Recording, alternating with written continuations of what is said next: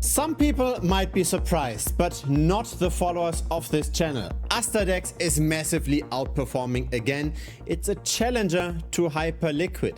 It's a new platform in decentralized finance that offers betting on various assets with massive leverage. So the market of so-called perpetual futures, so bets on the price, is growing very rapidly because buying and selling is very cheap. Holding very long term might be expensive, but in general, if we get in and out of assets and we want to have more leverage, more price exposure to an asset, perpetual futures is the way to go. And Asterdex offers up to 1001x leverage. So you invest $100 and you're actually moving assets by $100,001. Now this is the situation today, but we've been talking about this already 1.5 days ago.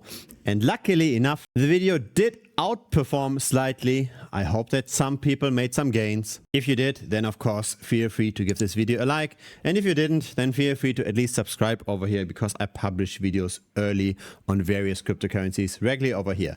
But again, the video was published when we were at close to 60 cents and now we are at $1.60. Now there are several things that make Asterdex interesting. It's a support by Binance, it's a differentiated product with the very high leverage, but also with the option to trade stocks.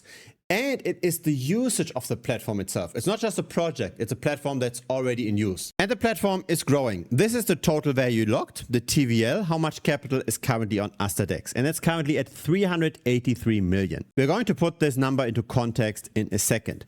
Over here, we've got the trading fees. With the rebrand from APX to Aster, this is now also growing. Over here, we've got the daily trading revenue, which is now above $500,000.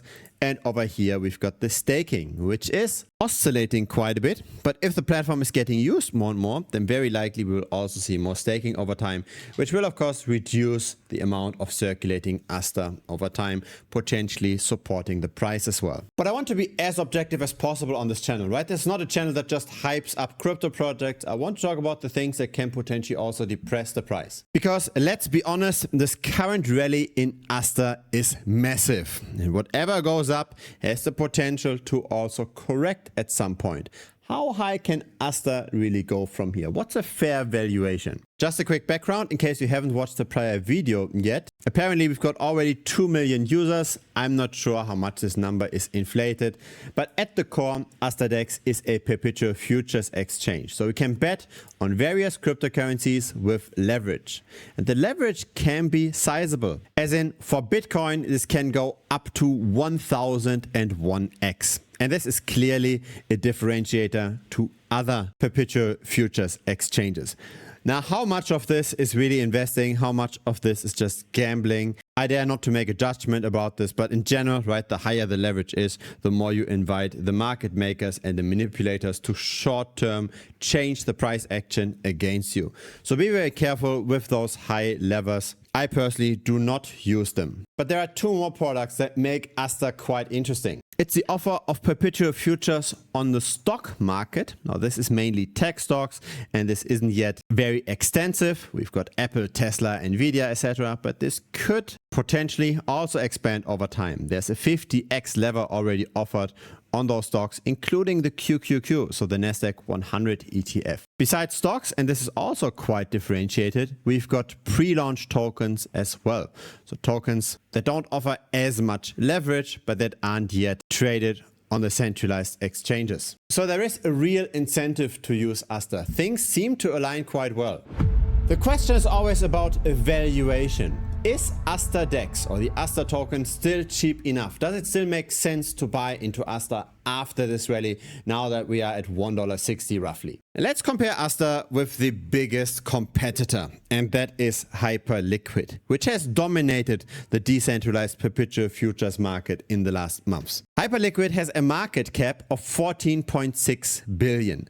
Asterdex has a market cap of 2.7 billion. Again, Aster's total value locked is at 383 million. Hyperliquid's capital is roughly 6.8 times larger than Asterdex's. And so if you multiply this factor by the current valuation, by the current market cap of Asterdex, this would give us an implied valuation of Hyperliquid of 18.2. So Asterdex has a market cap to total value locked ratio that equates a valuation of Hyperliquid that's at 18.2 billion. So that's higher than what we have right now, right, with 14.6 billion.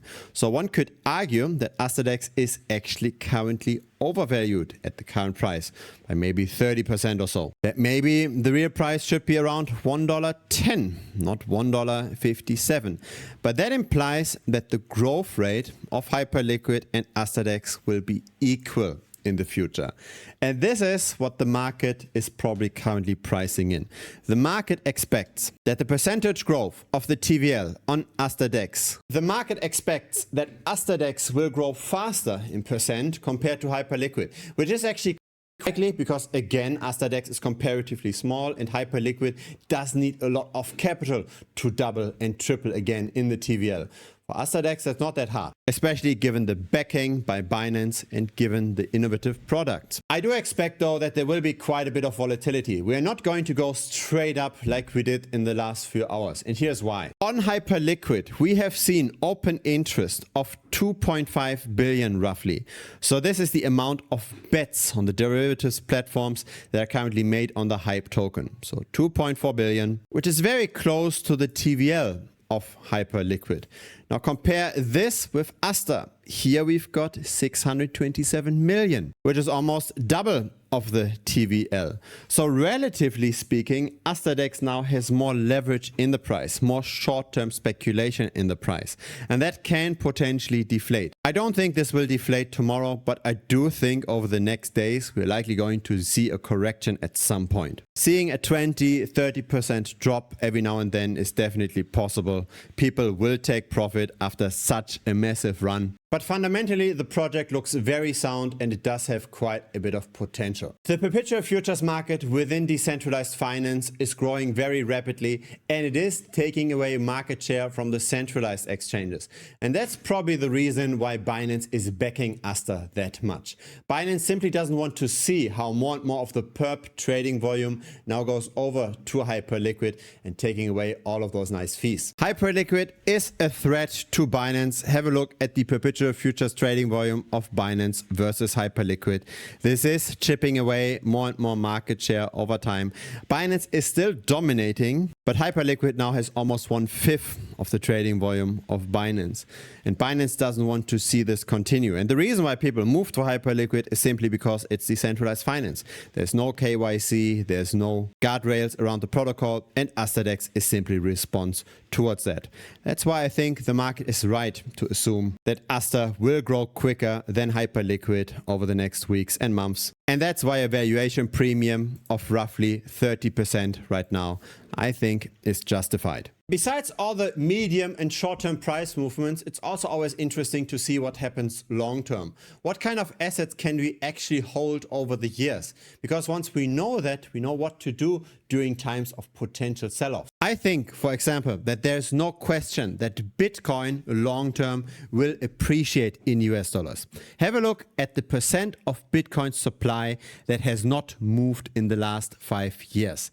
This fraction tends to increase long-term over time. So there's less and less Bitcoin that's available for active trading. At the same time, we see more and more Bitcoin getting purchased by the treasury companies. And we've got the ETFs on top of that. So one might argue that roughly 30% of Bitcoin supply is in the diamond hands, or it's completely lost. At least net, this chart is unlikely going to go down significantly. We've got more than 5% in the hands of the treasury companies, and we've got roughly 7% of the supply held by the ETFs. So that means more than 40% of Bitcoin supply is in the hands of entities that tend to just stack away their Bitcoin over time. All of those curves tend to go up over time. They tend to not go down. And again, this reduces supply. This increases the value. Yes, there is Bitcoin mining of 0.83% per annum, but that mining is much slower compared to the rate of lost Bitcoin or of accumulated Bitcoin through the treasury companies or through the ETFs. And so this is where crypto and especially Bitcoin differentiates itself from other asset classes. For many other asset classes, we see as prices go up that it's mainly the short-term investor that wants to make a quick buck. But we can see with the Bitcoin rally from recently 16K to above 100K that it's the long-term holders that tend to just accumulate over time that are causing the rally.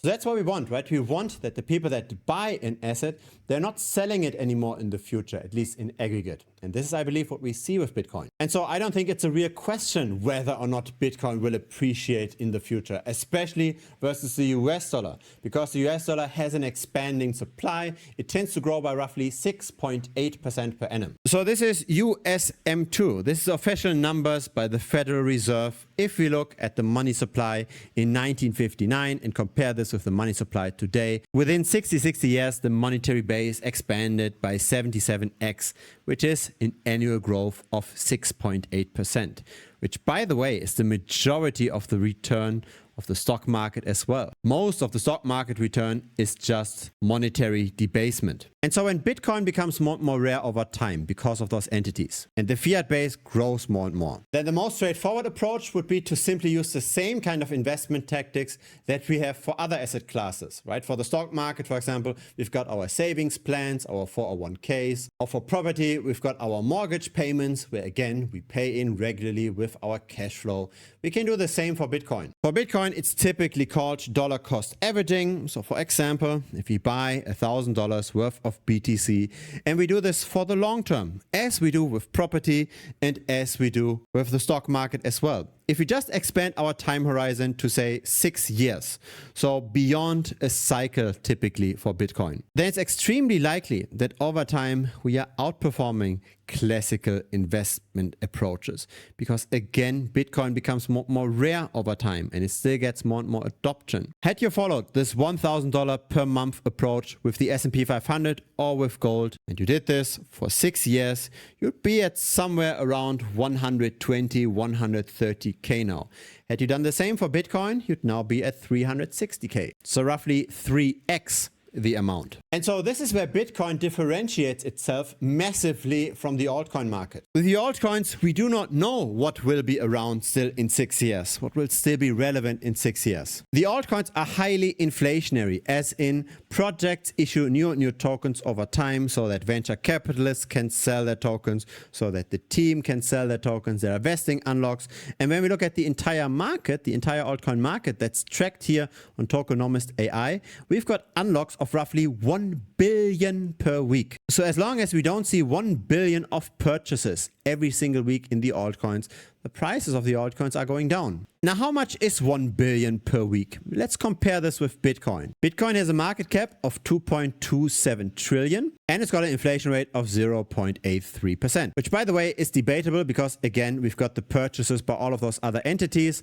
and we've got the Bitcoin that gets lost. But let's ignore all of this. Let's just say this doesn't exist. Let's say we really have a net issuance of those 0.83% on the 2.27 trillion. If we run the numbers, we've got selling pressure of 371 million per week. So roughly a third of what the altcoins have as selling pressure. Now, how likely is it that the altcoins in aggregate get purchased at 3 times the rate of Bitcoin when Bitcoin already has this direct link to Wall Street? I think the likelihood is rather low. On top of that, the Bitcoin market cap is roughly 7 times the market cap of the altcoins. So the selling pressure is only 1/3. The market cap is 7 times as large. So really, relatively speaking, the altcoins have an inflation rate that's 20 times larger. And that's what's causing this situation. This is the smaller altcoins, the performance in the last year. Bitcoin has roughly doubled in the last year. And just have a look at how many altcoins that are shown here have doubled. There's 1, 2, 3 altcoins that did roughly the same as Bitcoin. There's only one outperformer. The rest all massively underperformed. And this is not a coincidence. This is simply just capital concentration towards the long-term winner in the market. You can't buy Quick or Myro or Pika or Atlas for $1,000 every month and just use this as another savings vehicle. Dollar cost averaging into those assets doesn't make sense, but dollar cost averaging into Bitcoin or Ethereum very much makes sense. And so I'm taking advantage of this capital concentration process. I'm betting on most altcoins doing worse than Bitcoin over time. And that's how I create additional alpha over just buying and holding Bitcoin. I don't just dollar cost average into Bitcoin, I dollar cost average into my trading portfolio, and I buy Bitcoin and Ethereum and Solana, and I sell or short sell all the bad altcoins over time. So this is my active trading portfolio measured in BTC. And of course, there is a lot of dollar cost averaging happening here as well. There's additional capital that enters this portfolio every month. But had I not dollar cost averaged at all, then because of my relative valuation trades, I still doubled the money. So without the relative valuation trades, my portfolio would now be only at around 2.5 Bitcoin instead of 5 Bitcoin. That's the kind of impact that's doable after 4 years of following such a strategy. So basically take this DCA approach and just 2x that capital. That's then 720k versus just having around 100k doing a traditional S&P 500 savings plan. Have a look at Arbitrum, for example. This is the number of ARB tokens over time that are circulating. When the supply expands and the demand doesn't expand at the same rate, then the price underperforms. Now this is Arbitrum in US dollars, and this already doesn't look that great, right? We have seen Arbitrum going down by 60%. But compare Arbitrum relative to Bitcoin, it's much, much worse. Again, because Bitcoin has all of those inflows from traditional finance, and because a lot of Bitcoin gets lost over time, and because Bitcoin does not have this ultra aggressive supply schedule. The number of Arbitrum tokens is expanding faster even than the number of US dollars. And that's why it's losing even against the US dollar, but it's definitely losing against Bitcoin. And so my approach to generate alpha out of this is to just flip this chart around. So instead of looking at ARB relative to Bitcoin, here's Bitcoin relative to ARB. So you're going short Arbitrum, we're betting on falling prices of Arbitrum, we're betting on rising prices of Bitcoin. And what we see in orange, this is just the Bitcoin price during the same time.